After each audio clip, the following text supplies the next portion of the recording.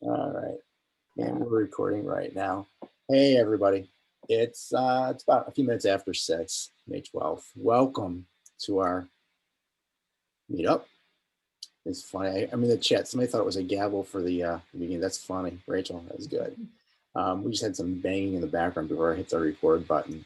And again, I'm Rob Kalman. I own Michigan Technology Services out in Farmington Hills. And we do a lot of agile training and coaching. A lot of you in the call know me. Those of you who don't, the Scrum Master, product owner, developer, agile leadership, all those things in the coaching that you think of, we handle. And I asked, is we're all home, a lot of us are still home, a lot of the coaches and trainers I work with provide some insight for an hour every once in a while. And Diana Larsen, I'll let her introduce herself. She's gracious enough to join us for an hour and talk about retrospectives in the enterprise, more specifically, effective retrospectives in the enterprise. So I think the game plan, after she introduces herself, so we'll probably, Diana, what do you think, about 40 minutes or so with questions at the end? I don't know if you want to do that, or is it, what are you thinking? It may not be that long before we get to questions at the end. I want there to be a lot of time for questions and for general conversation. Good. Yeah. Good. So, I mean, it's, I'll be sticking around and listening in, and I can help you navigate questions, or I'll let you handle that part yourself if you want. Okay. But Dana, it's all yours. Thank you. Thank you, Rob, for inviting me. I'm a little punchy because I've been training almost all day. So, so I just want to, if I get really silly, it's because I'm kind of at that point in my day. I'm on the West Coast in Portland, Oregon.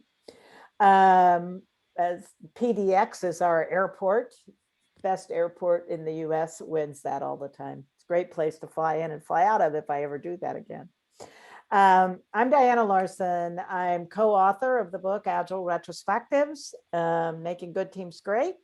I've also, which is why I'm here talking about retrospectives. I've been doing that for a long time. That book I was talking about it before that book came out.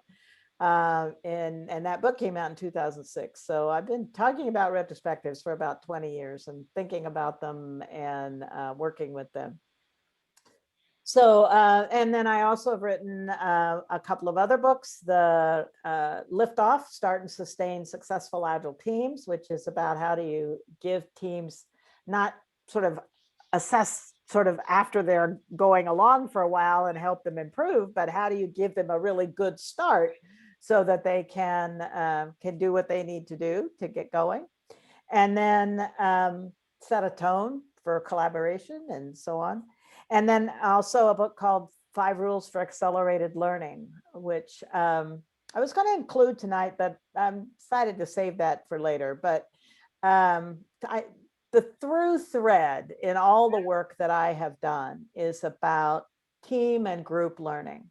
I'm fascinated by how groups of people learn and how it impacts their existence and their ability to work together if they know how to learn together. So we're going to be talking a lot about that this evening. And then I'm also the co-author of the Agile Fluency model. And one of my streams of thinking these days and work these days is with the Agile Fluency project, which you can look for at agilefluency.org. And we also, Fluency, we're also interested in learning. And in that instance, we're interested in learning how to help teams be the best fit for the organizations they're in, to really give the benefits to the organizations they're in that the leaders in the organizations are looking for.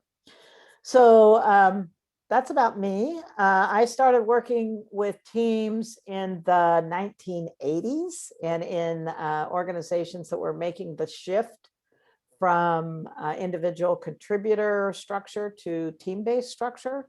So I've been doing this a long time, and a lot of what I know about retrospectives comes from that long history of work. So let's get started.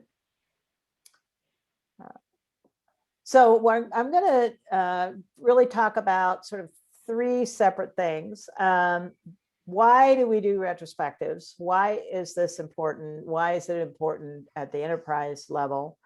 I want to learn about your challenges, the challenges that you're facing, and then ultimately, I think we want to talk about that a little bit.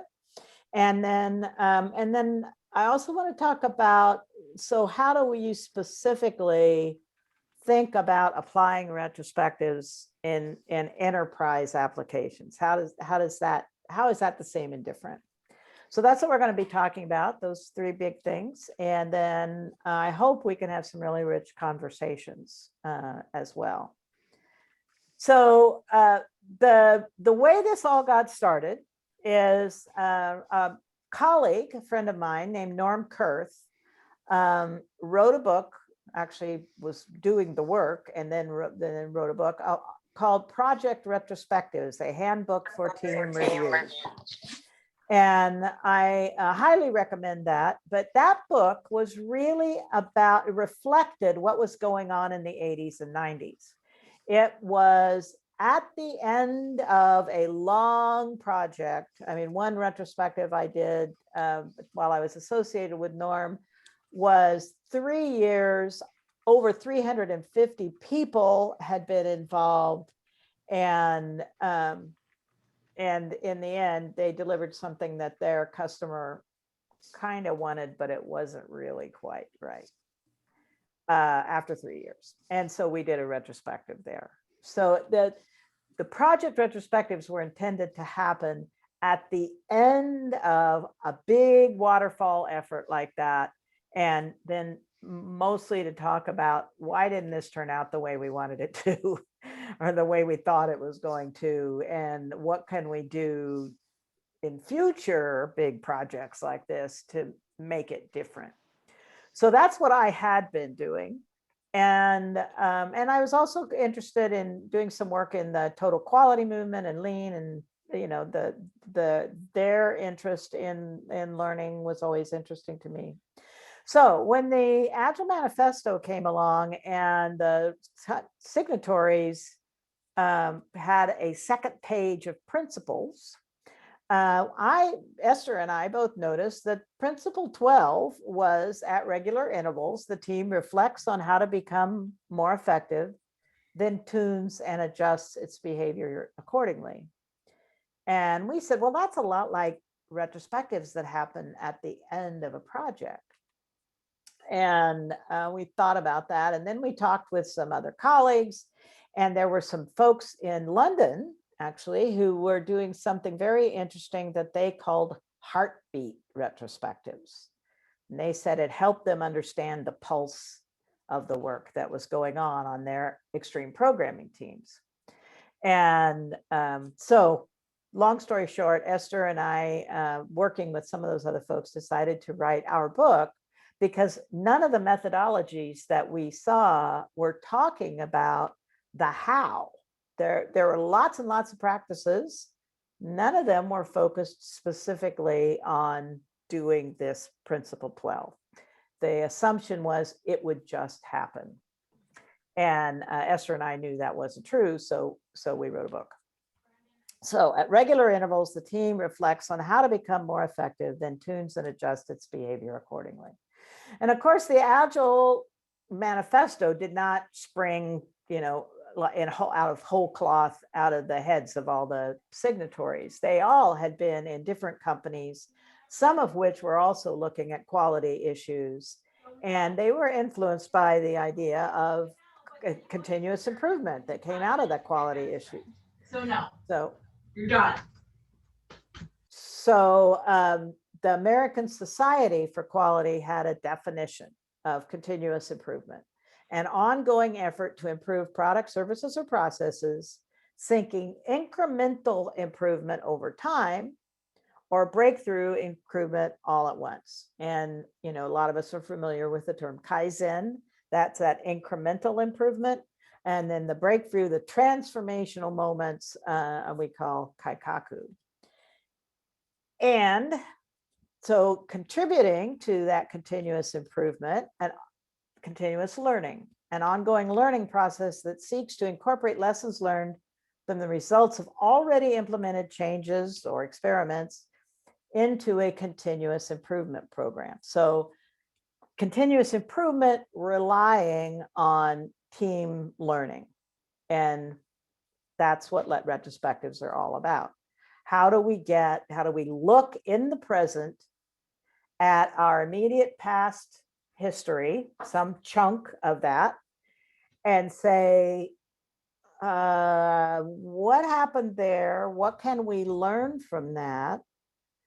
And how do we want to adapt going forward so that we get improvement in our future teamwork methods, processes, and practices? So that's the definition that we came up with for the Agile Retrospectives book. There are actually some more robust definitions that have come on since then, but this will do for us right now.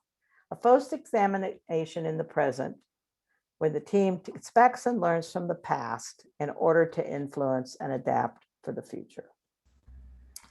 So why do we do Agile Retrospectives? Well, there's a really large, will remain nameless, chip company that has a lot of presence in my hometown and around my hometown, Portland, Oregon, that started doing retrospectives for their projects soon after Norm's book came out. He had done quite a bit of work with them, and so they were familiar with his ideas.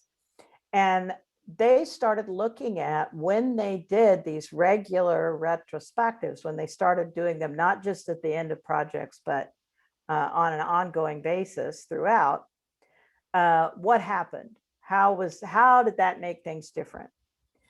And correlation is not causation. So it's not 100% certain how much the fact that they were doing retrospectives had this set of improvements and benefits, but we do know that they did march along together. They did the research to look that up. So they got increased productivity and capacity. They got improved on the part of the teams. Teams were able to do more. They got improved capability and knowledge transfer on behalf of the team members, who were able to learn faster. Their products and service quality went up. Their collaboration skills not only improved in the teams, knew how to collaborate and could come up to speed in collaborating when they changed teams more quickly. And that had the knock-on effects of greater morale and psychological safety in the teams. And also it had an impact on anybody outside the teams that team members needed to work with across the organization. So they saw all of these things happen after they started doing more regular retrospectives. So, held at different times for different purposes. Agile retrospectives can happen not just at the end of an iteration or a sprint or some kind of Kanban cadence, but there are some other times. I know a number of mob programming and ensemble programming teams that are holding tiny retrospectives at the end of every Pomodoro, with the idea that they're going to improve the very next Pomodoro. A lot of teams I know do short retrospectives at the beginning or end of every day about what happened yesterday. How can we improve what's going to happen today? And then, of course, there's this iteration and sprint retrospectives that we know about. There's an overview or reset retrospective, when we've been doing a lot of these tiny ones, checking in, but we've not taken a chance to look over the longer term. We might want to start with that. We might want to say, okay, so how has this whole quarter been going? What can we learn from how this quarter went?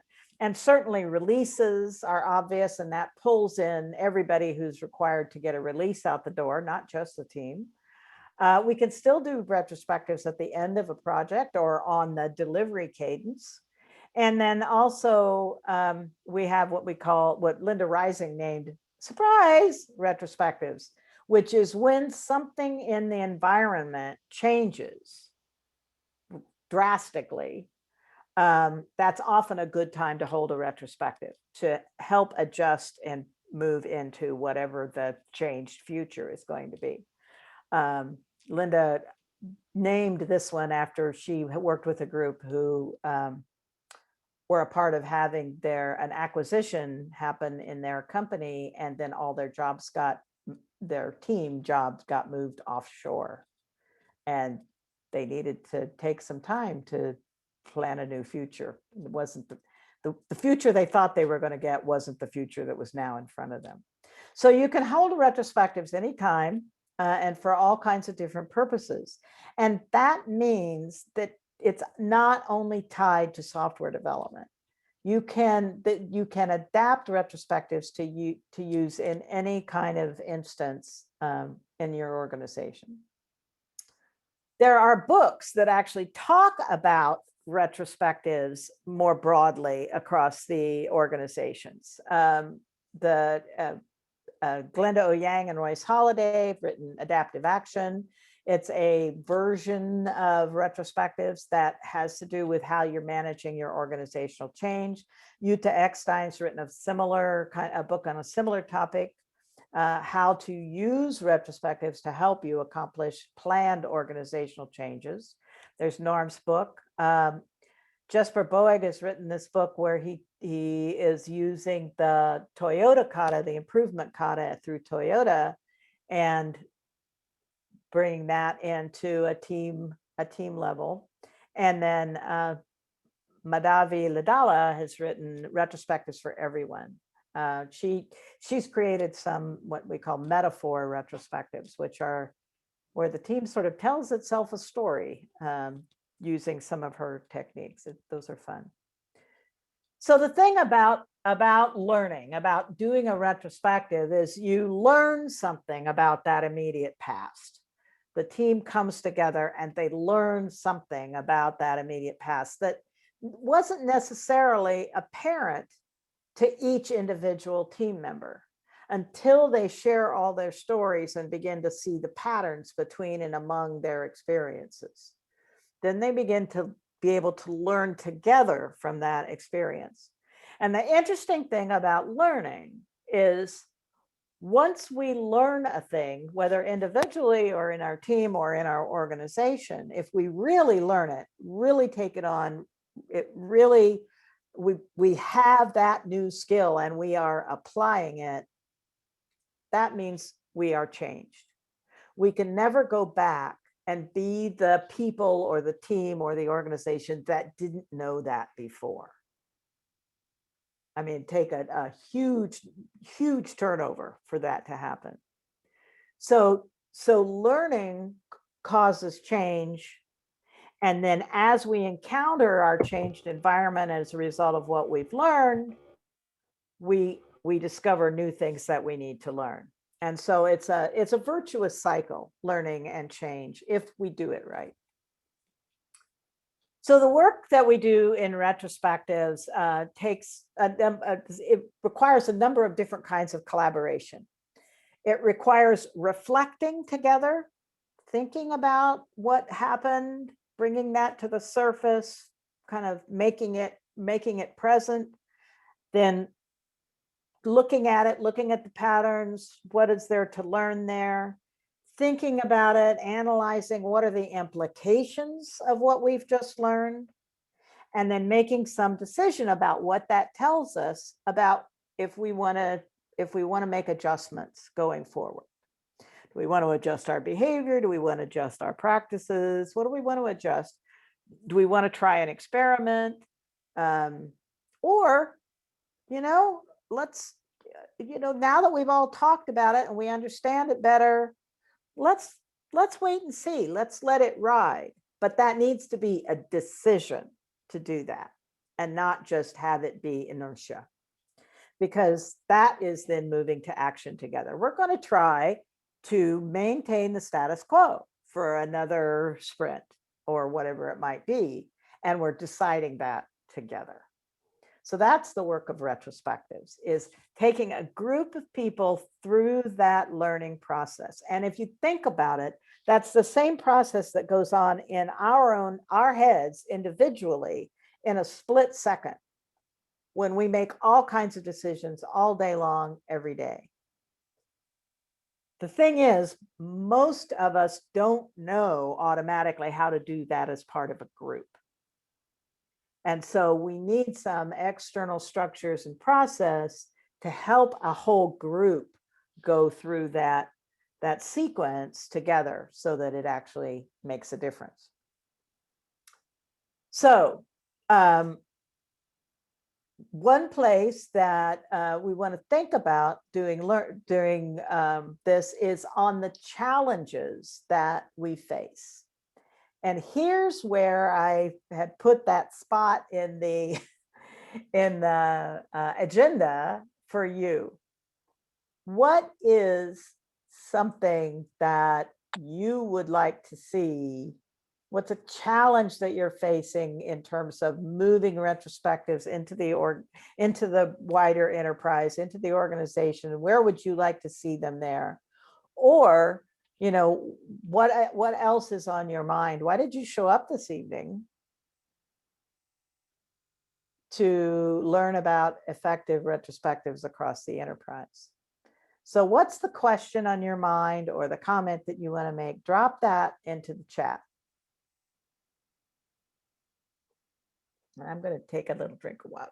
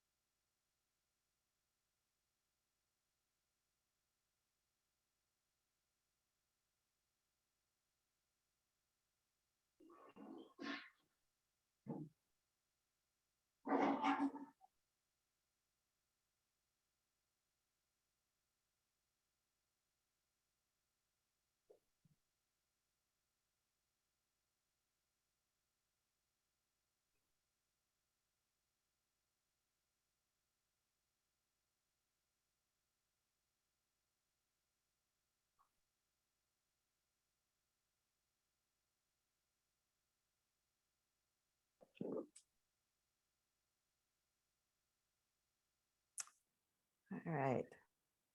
Well, keep that up because we're going to keep going and we're going to come back to those. All right.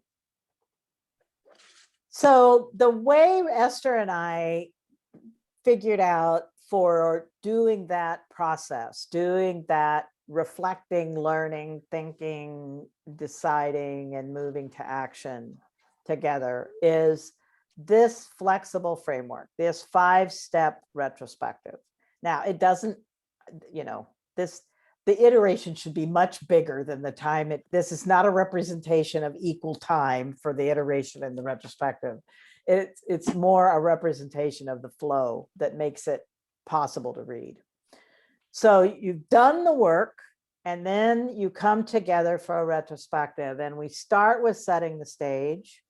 We give people a way of getting their heads in the room, getting prepared to do this work together.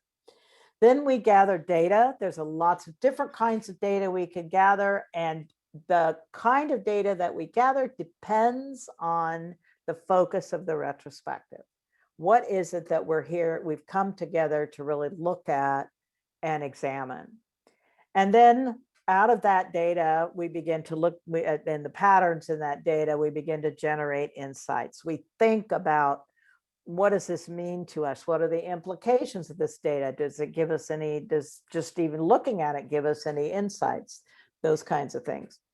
And how do we interpret it, the data? And then after we have that segue helps us to segue into what do we want to, what are some ideas about, what are implications, you know, ideas for things we might do, and then actually pulling that down and coming to some conclusions as collectively as a group to decide what are the very next steps that we're going to take. And then we spend some time closing the retrospective. It needs to be clear when the retrospective ends, because we don't want it mushing over into planning or something else. It needs to be a clear distinction because it's different kinds of work. So, but this is the flexible framework we follow. And we can follow this framework whether we are doing a 3-minute retrospective at the end of a Pomodoro or a 3-day retrospective at the end of a long project.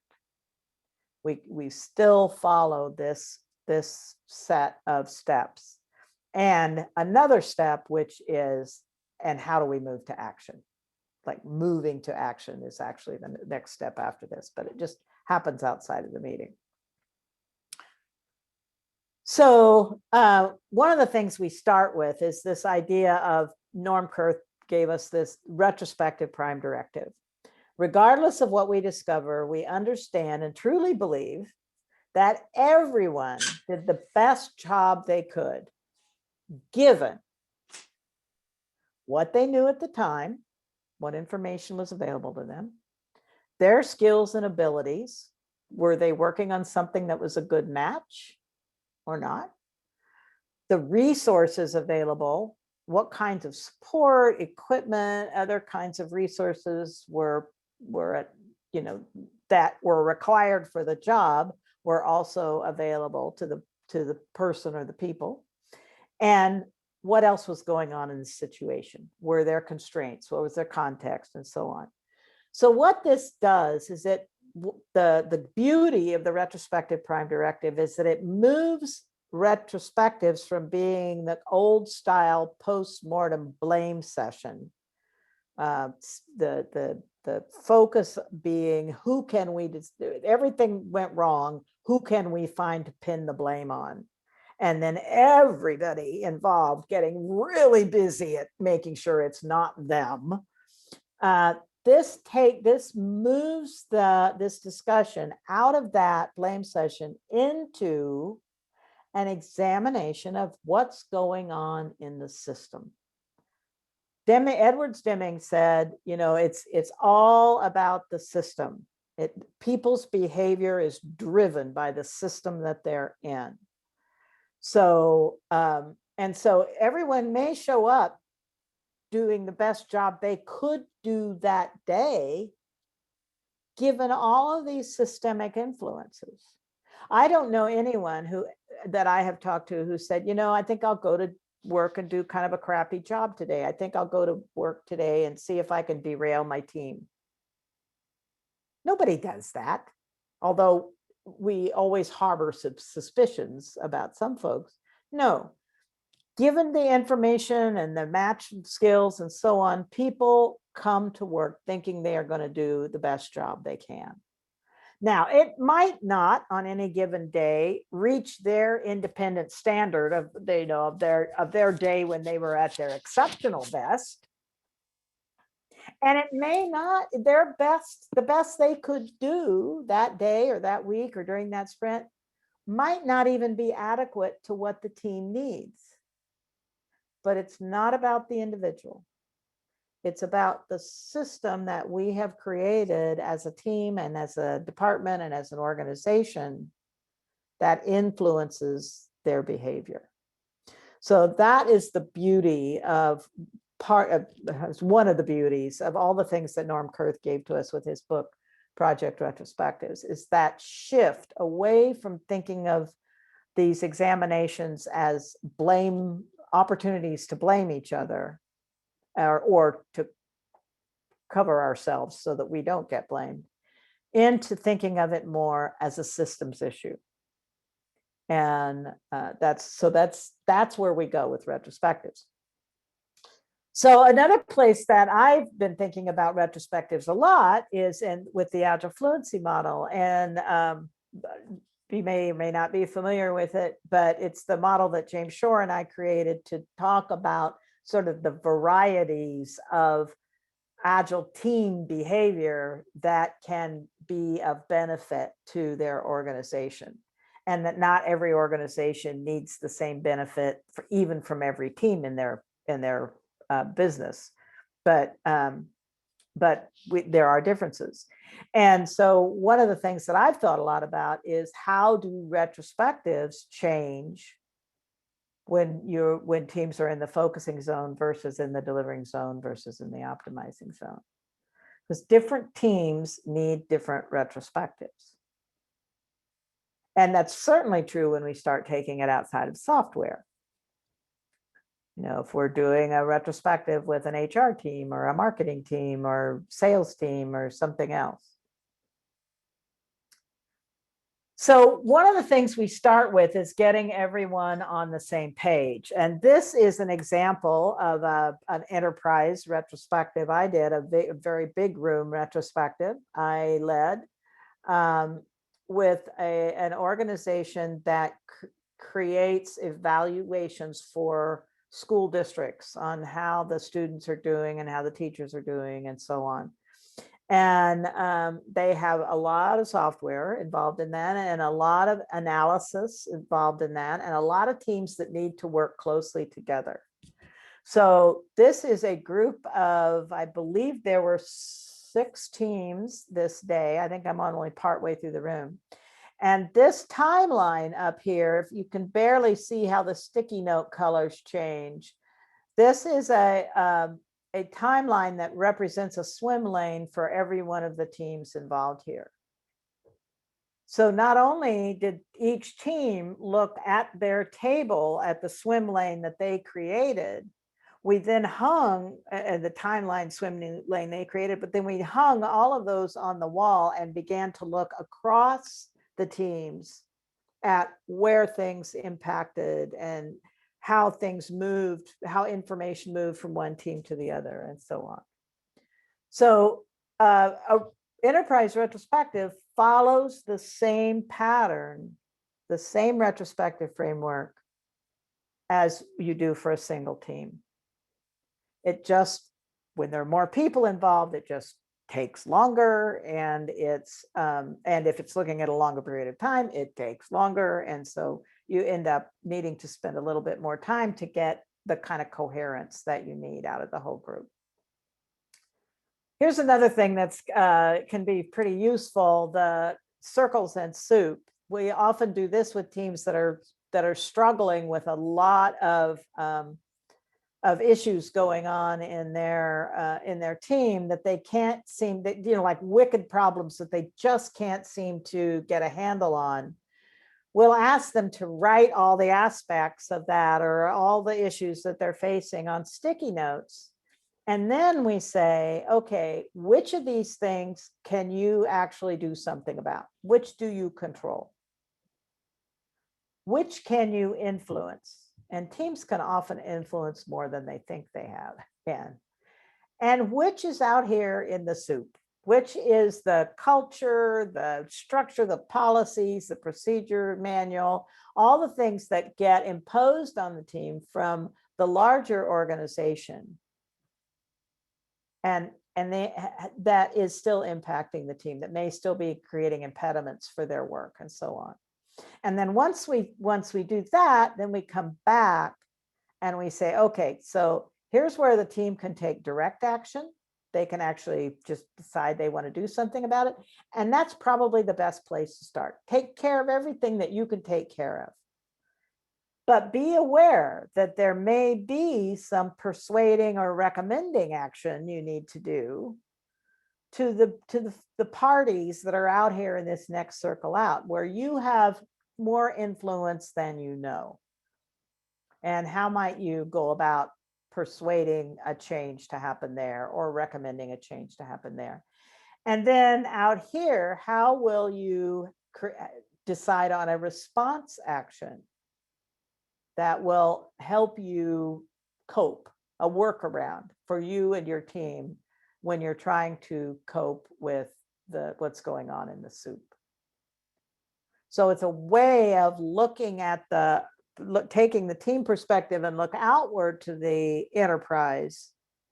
And it gives the leadership, managers, scrum masters, and so on, some things to go talk to other folks about the kinds of impediments that are keeping the teams from doing what they need to do.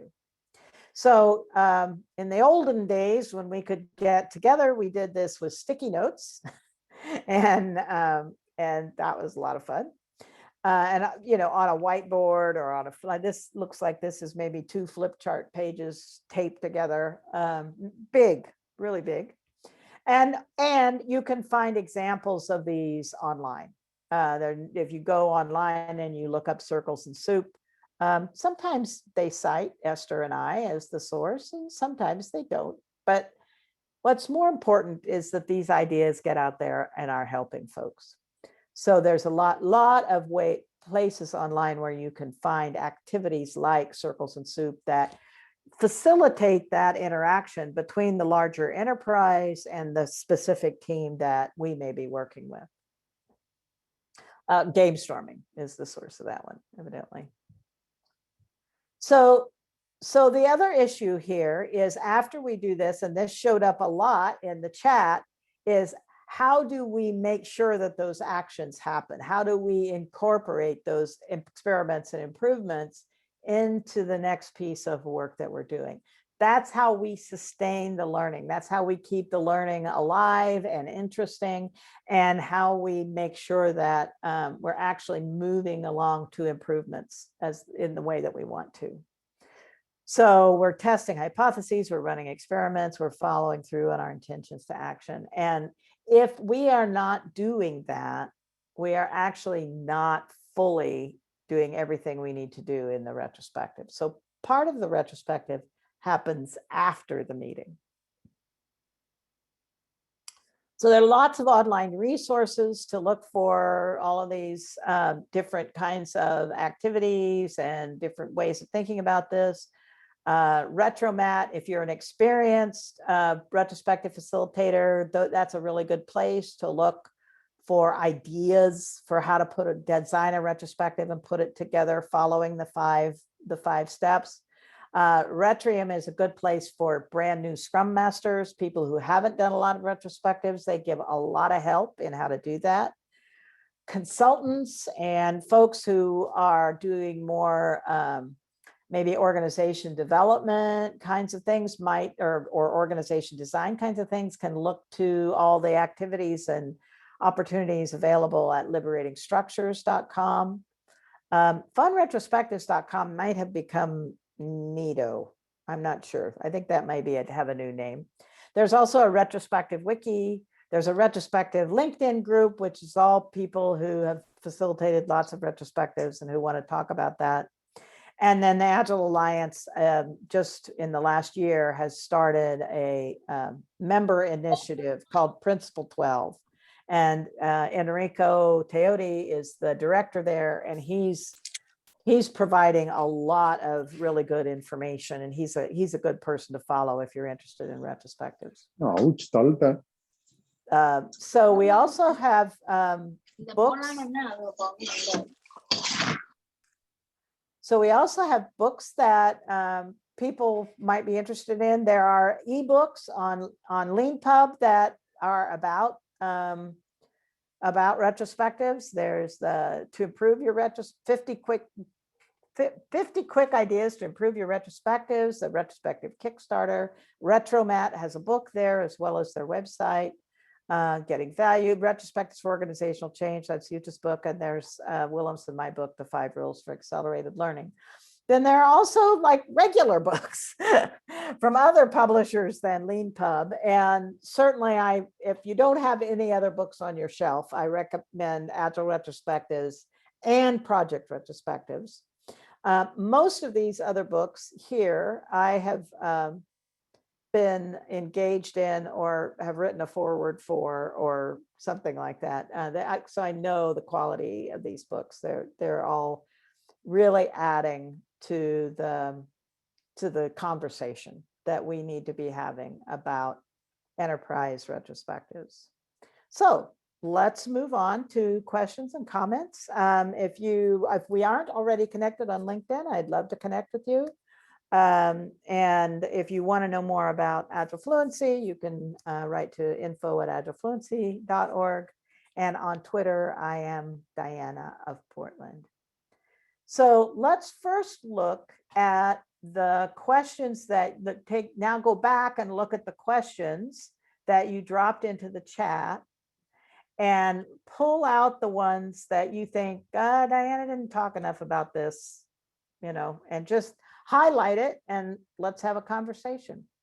first come, first served.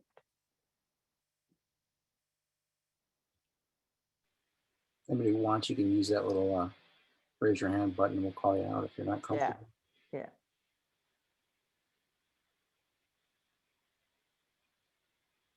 I will say it's easier for me to respond to you if your camera is on, but that doesn't mean I won't respond to you if it's not. So It looks like John Hart's got a question for you. okay, John, go for it. Hi, Diane. Thank you. One of my questions was, what organizations outside of technology that do their own form of regular inspect and adapt, retrospective? All right. Yeah. Do you look to? And I'd be interested in your thoughts on that. Well, you know what? One of the things Norm did is he, before he wrote his book, he actually went to the firefighters association, whatever it is in Washington, D.C. Every single time there is a fire, every single time that fire trucks are called out, there is an after action review, and that is saved. Now, who looks at those later, I don't know, but they have really been one of the emblematic. They need to get better. Same thing with other kinds of safety critical places like airlines. If there's a problem, there is something usually a lot of them call them after action reviews because that kind of comes out of the military. Other folks call them lessons learned, although I have seen that there's a regrettable tendency among folks who say they're doing lessons learned to just document what happened as if that was learning anything about it. And that's that's a hard thing. So lessons learned, I'm not so sure about. There's a lot of patterns that follow the same sort of OODA loop, right? Observe, orient, decide, act, right, is very similar. Even PDCA, plan, do, check, act, which is really meant to deal with a larger instance of something happening. The check and the act and the is sort of a part of, and then planning. Actually, it's the check, act, plan part that is similar to, or study, act, plan, that's similar to part of a retrospective.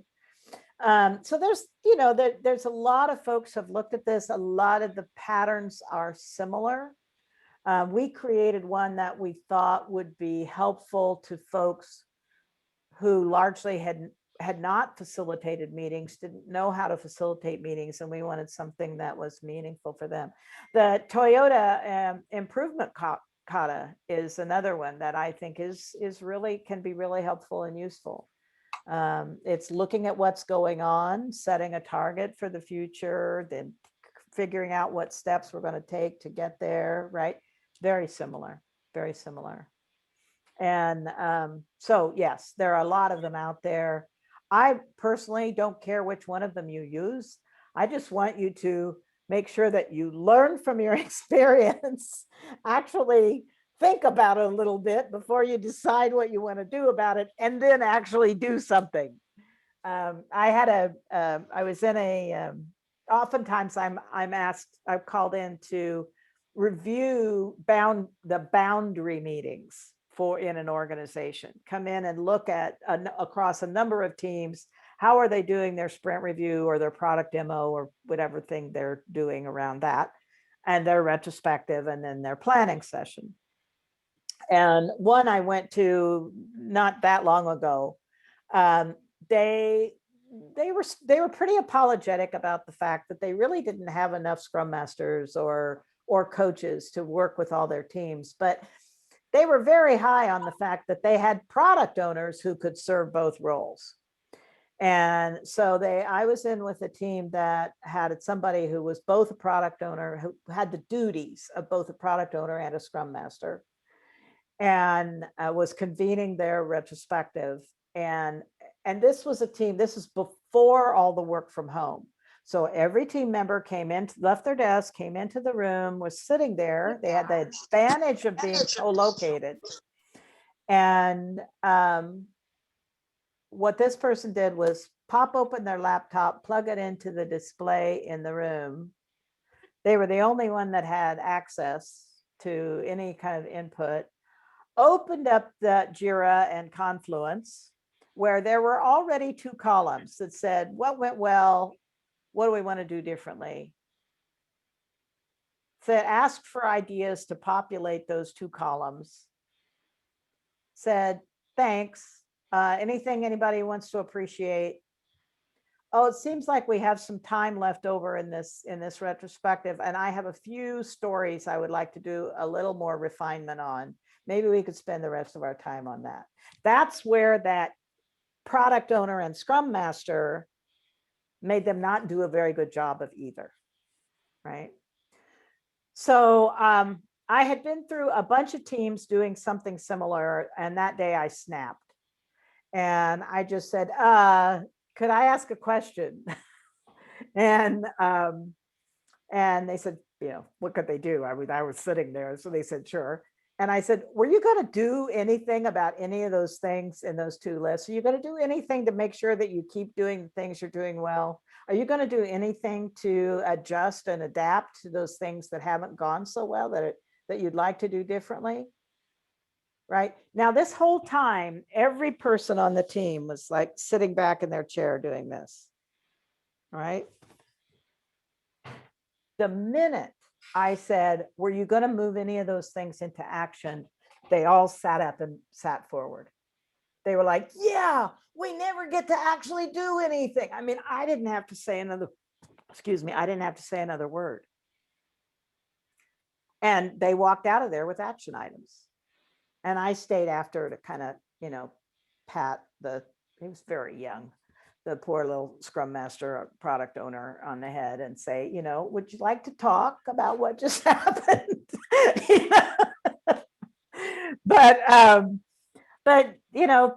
that meeting up until that moment was a waste of everyone's time. There was no one there really had any input. It was just pro forma, the whole thing, so that they could check off the box that said, hold a retrospective at the end of the sprint. Those aren't retrospectives. Those are worthless wastes of time. You heard it here first. And anyway, so I'm going to move on to somebody else's question. Thank you, John, for starting me on that rant. No, that was good. It was real, which we appreciate. If anybody else has a question, you can raise your hand in the chat or just let me know. I can call on you. Don't be bashful. I promise I won't rant at you if it's off-putting. Diana, yeah. A lot of the questions in the chat are revolve around how do we keep it fresh? How do we get people to participate? How do we make it interesting? Which is kind of a follow-up to what you were talking about. Okay. Yeah. Thank you. I'm glad somebody's looking at that. The variety is one thing. If it's all there, it's interesting. There's some tension between having it be something that can feel comfortable and that we kind of know what's going to happen each time, which actually following the 5 steps can help with that. And having it not be so much the same every time that it's just boring and people do start thinking it's just pro forma. So that's where all those resources, the Retromat, Retrium, all those other things that I was listing there, all those resources, that's where they come in. And Madala Ladevi's metaphors, it's like if this last iteration were a runaway train, what would be going on there, and how do we think about that? So so there's a lot of things that we do around that, just changing things up just enough to keep it fresh and to keep some variety. A lot of Scrum Masters I've talked to, or people who do regular retrospectives, they'll have kind of a standard one that they'll do 2 or 3 times in a row, and then they always have something new. And then they'll go back to their standard one, and then they'll have something new. Some of them do that on a regular cadence. Some of it make it more of a surprise. But that helps to keep people on their toes and keep it fresh. Another way is our book, 5 Rules for Accelerated Learning, has to do with how do you really think about the context for learning that you are setting for people, and using the questions that we put forward there in that model, to think about how are we going to make sure that this is the most learningful event we can make. Actually, we're going into a lot of depth on that with a workshop that I'm doing for Rob through the Michigan Computer Training at the end of July. We're going to be looking a lot at how do you police things, big things up. And also I do a lot of modeling about how I can do that.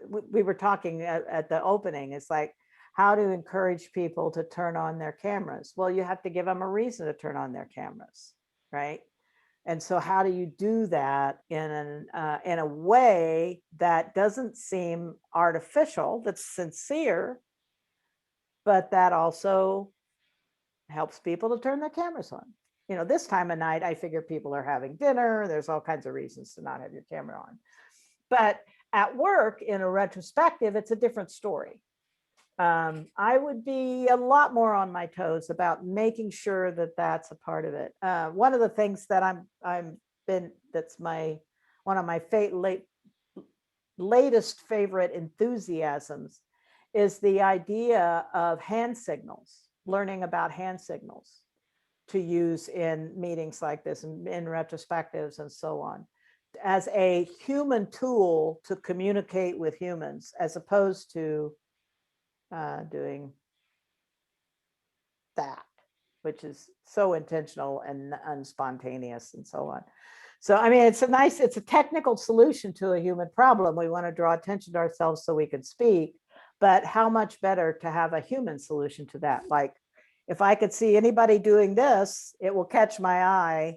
And if we have an agreement that that's okay, then that's a part of the hand signals that we use, that it becomes much easier to connect with, even in a group this size, with who wants to do that. Yeah, this is another good one. But does this mean it's time also? I'm looking at the website you told me to look at, where they say, oh, right. Yeah, the guy does this.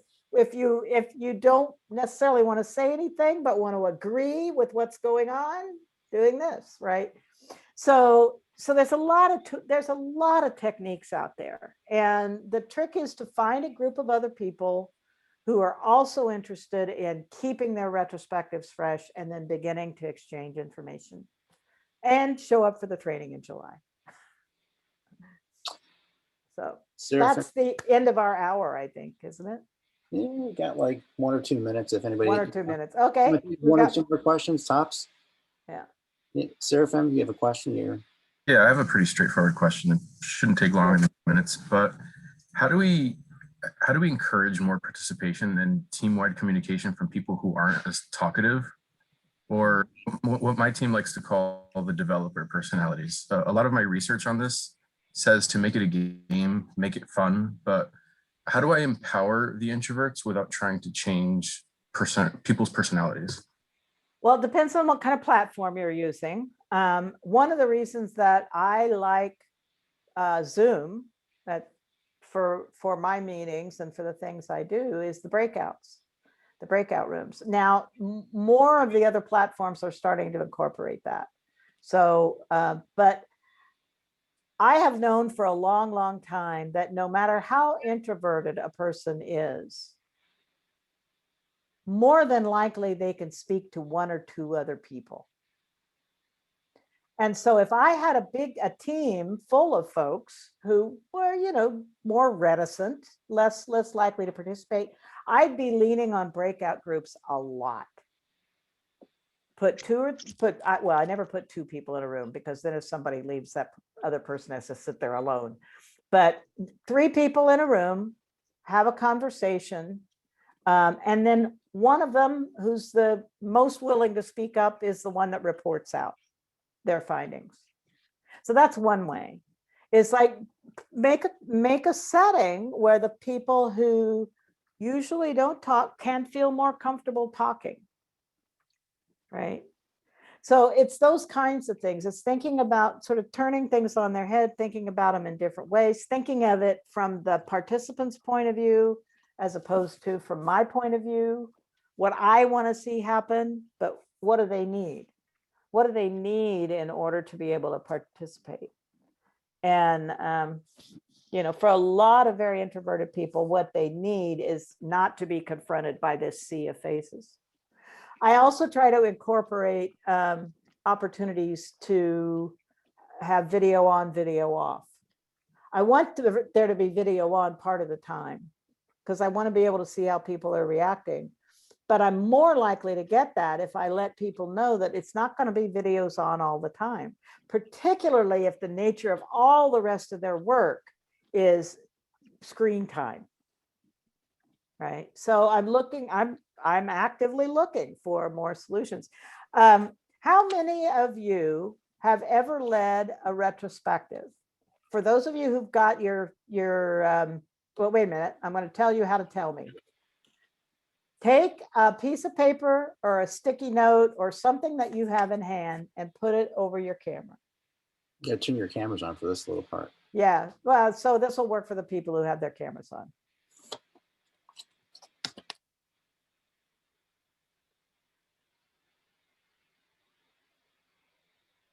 So now I have a pretty quick idea of who all leads retrospectives on a regular basis.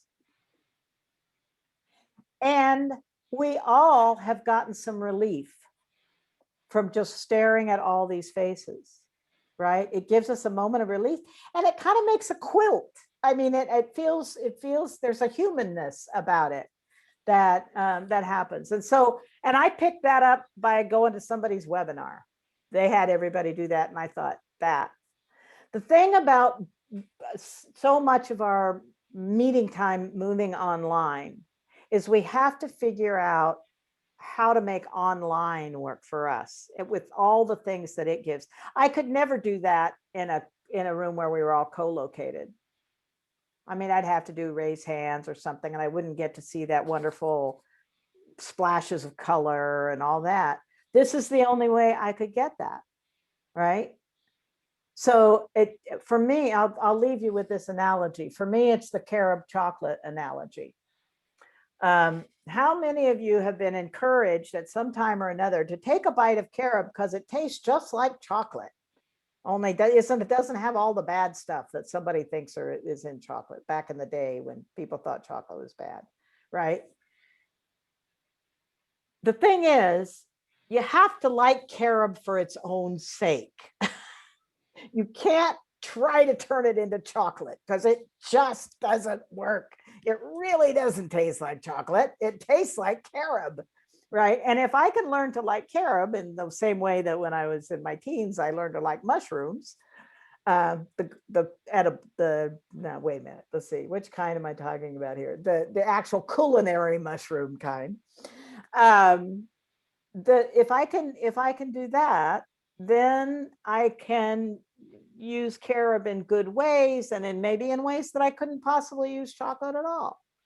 And the same is true here. We've got to look for and just pull out and grab and hide the ways that that we can use this platform, these kinds of platforms, to serve us as opposed to us serving. I mean, I think that's always the problem with the tool. There's this awful tendency where the tool starts using you instead of you using the tool. And that's what we want to avoid. We want to make sure that, you know, we're getting the best use out of the tool and it's meeting our needs and we're not serving it, which happens a lot. So, anyway, there was one other thing. If you have teams that are, well, right now you probably don't have any co-located teams, but you may begin to have hybrid teams and then remote teams. So you co-located, hybrid, remote. They all take a different, certainly co-located and remote, take a different way of doing things. Hybrid teams, you create the retrospective for the person who has the least access to the group. So if you've got one person that's, if you're all in New York City and you've got one person that's in northern Michigan or northern Wisconsin, you create your retrospective and everybody participates as if they were also in northern Wisconsin. You have to level the playing field. And that's the last tip that I will give you for participation. That's how to get participation in that way. Otherwise, that person gets forgotten. Good. Diana, thank you very much for joining. You're welcome. Yeah. Hopefully all you guys enjoyed the session. You got some value out of it. I did. I've been with Diana for about 5 hours today. So we Yeah. we have a private workshop for our local client, but it's been a great day. And if you guys need anything, I think all of you have my email address and my phone number. Please reach out. MichiganAgileTraining.com is the website. Thanks, guys. Record button is now headed off, and you guys just stick around. I'm gonna be here for a few minutes. Yeah.